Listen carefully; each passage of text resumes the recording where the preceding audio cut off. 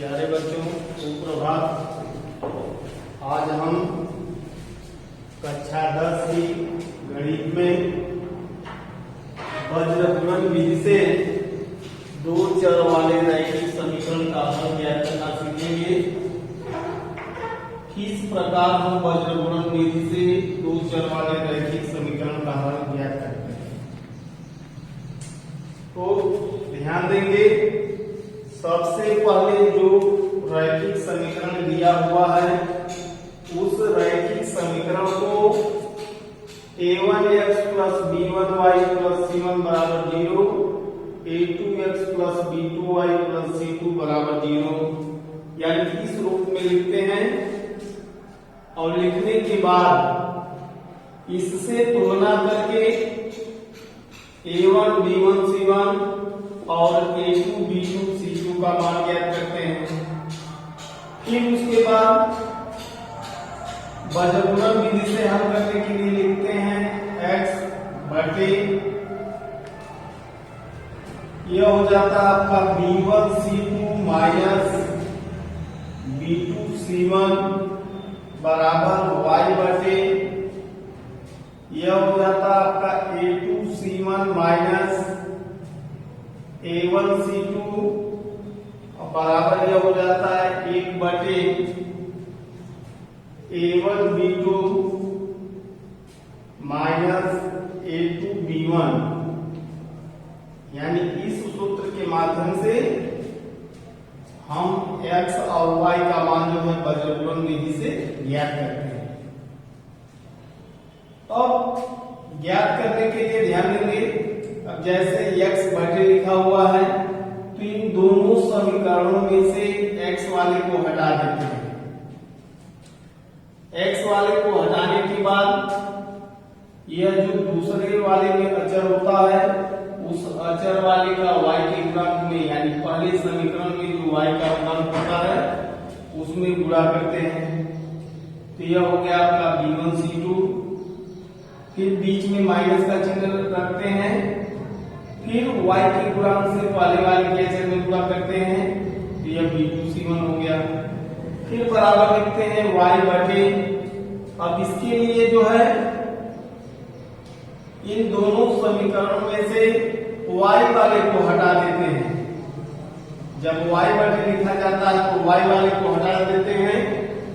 y वाले को हटाने के बाद दूसरे समीकरण में जो x का गुणांक होता है उसका जो है पहले समीकरण के अचर पद में करते हैं, तो यह a2 c1 हो जाता है।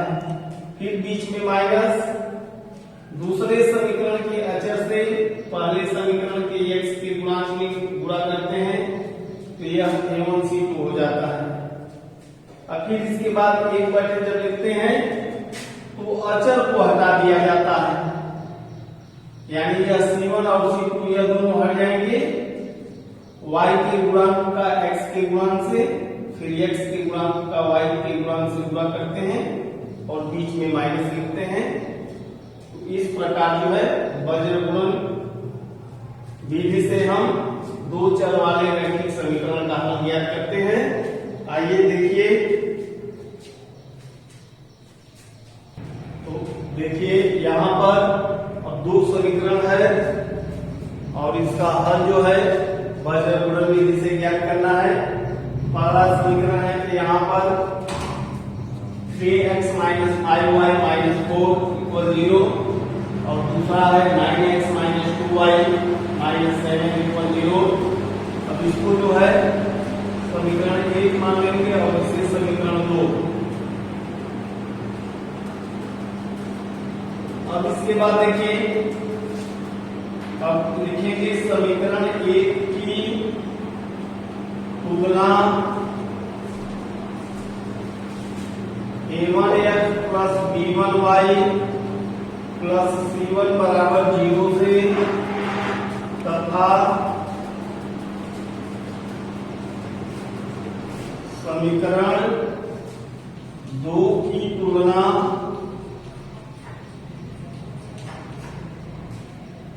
a2x plus b2y plus c2 बराबर 0 से करने पर,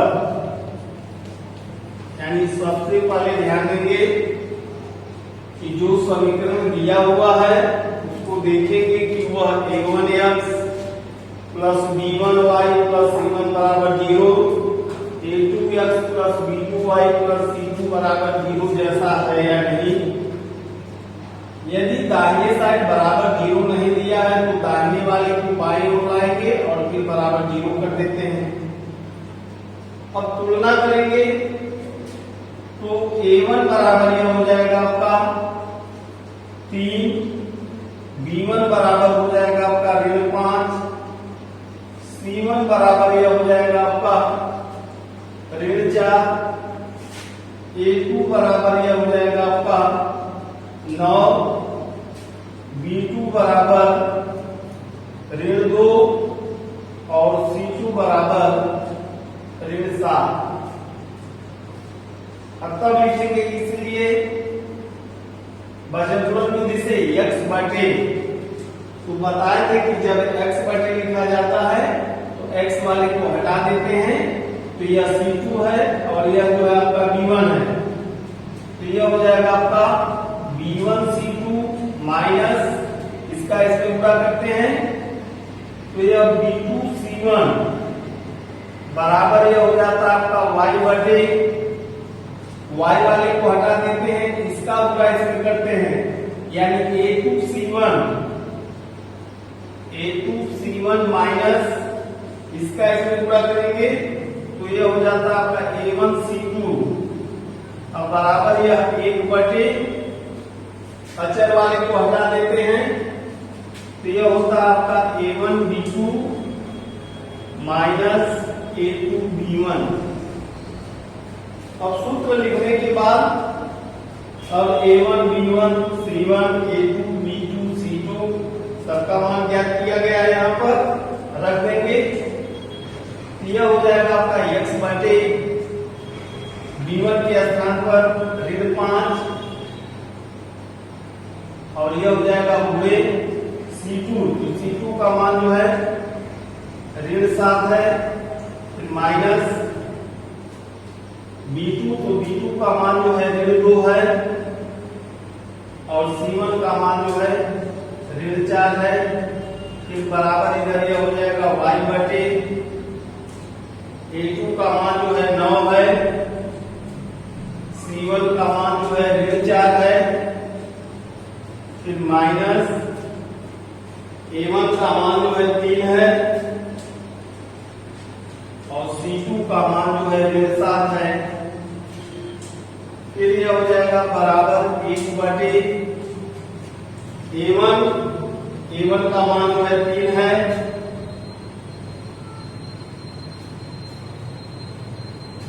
फिर उसके बाद है b2, तो b2 का मान जो है ऋण 2 है, फिर माइनस a2, तो a2 का मान जो है 9 है और b1 का मान जो है ऋण 5 है। तो सूत्र के माध्यम से मानों को रखेंगे और रखने के बाद फिर यह हो जाएगा आपका x बटे, अब इन दोनों को आपस में गुणा करेंगे तो यह हो जाएगा आपका 35 और इन दोनों को आपस में गुणा करेंगे तो 8 हो जाएगा और यह यहाँ पर माइनस है, तो यहाँ पर यह हो जाएगा ऋण 8, यहाँ पर हो जाएगा आपका y बटे, इनका गुणा करेंगे तो 9 चौको 36, यानी यह हो जाएगा आपका ऋण 36 और इनका पूरा करेंगे तो यह हो जाएगा धन 21 और इधर जो है 1 बटे,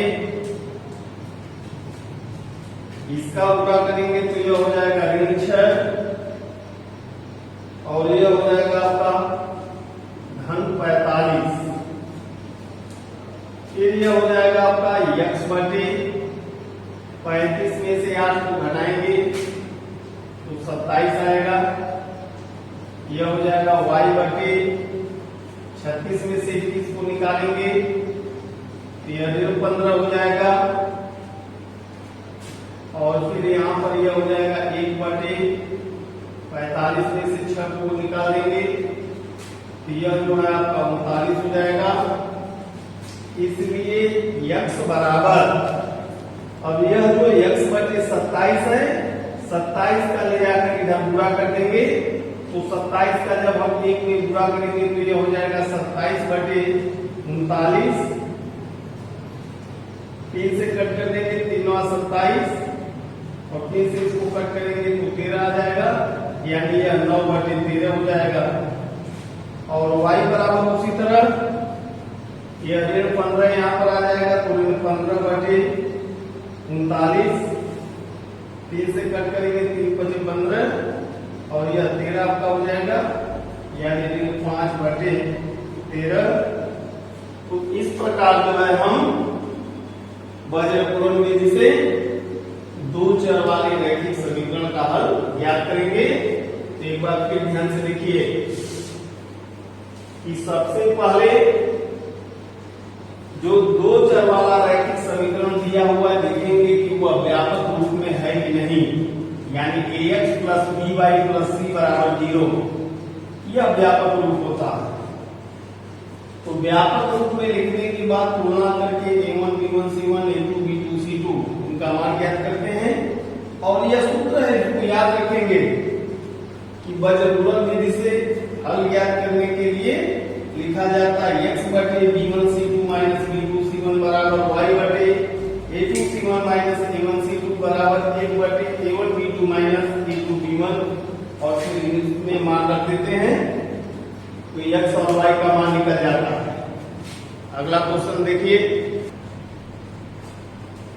अगला क्वेश्चन देखिए, यहाँ पर है 8x धन 5y बराबर 9 और 3x धन 2y बराबर 4।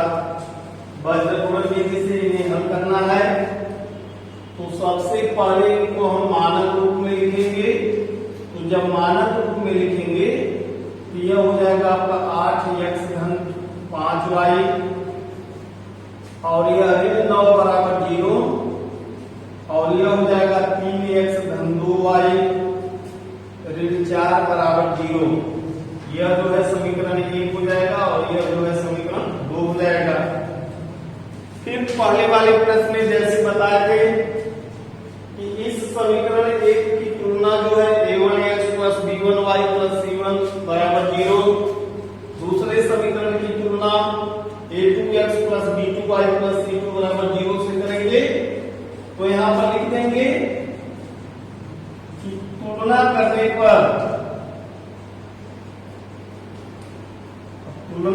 पर हमें मिलेगा a1 बराबर आपका हो जाएगा 8, b1 बराबर यह हो जाएगा 5 और c1 बराबर यह हो जाएगा ऋण 9, a2 बराबर यह हो जाएगा आपका 3, b2 बराबर यह हो जाएगा 2 और c2 बराबर यह हो जाएगा ऋण 4।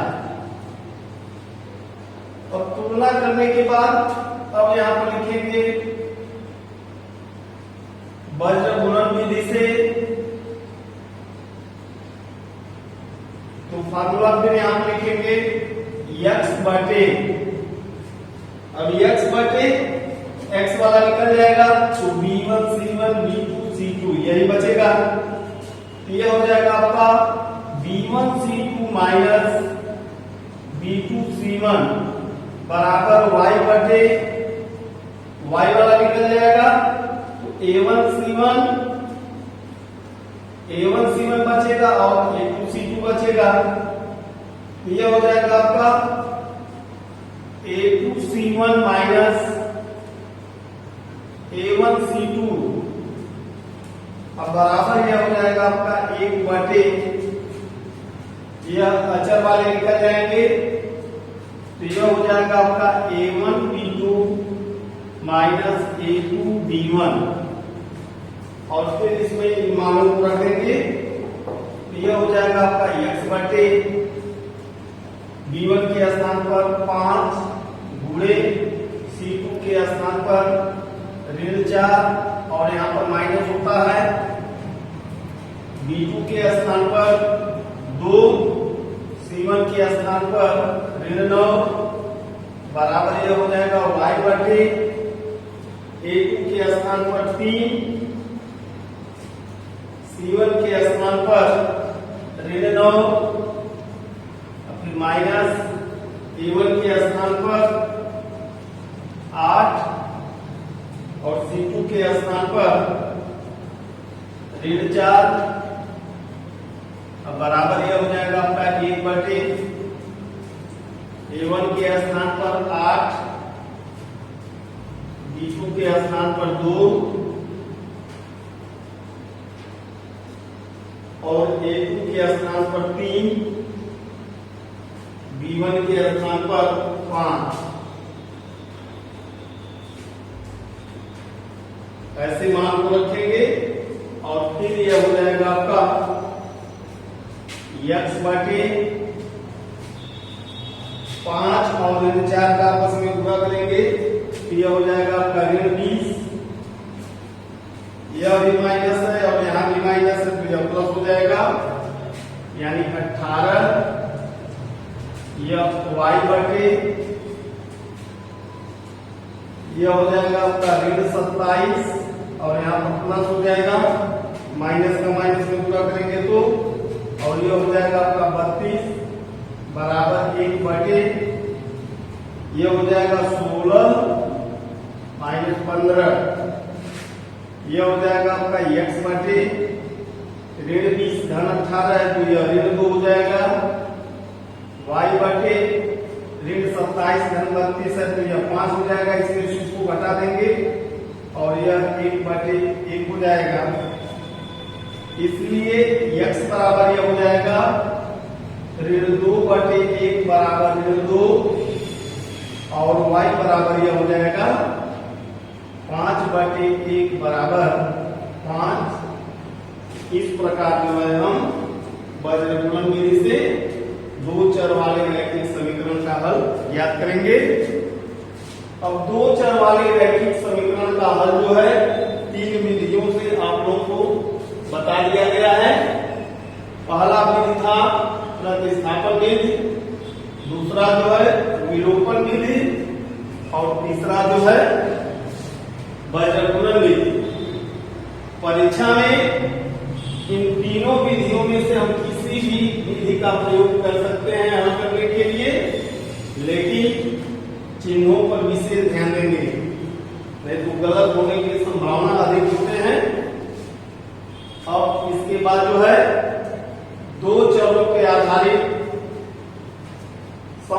समस्याओं के आधारित प्रश्नों का हल जो है अगले वीडियो में हम बताएंगे कि किस प्रकार किसी समस्या का हल दो चर वाले रैखिक समीकरण के माध्यम से ज्ञात करते हैं। अगले वीडियो में देखिएगा। धन्यवाद।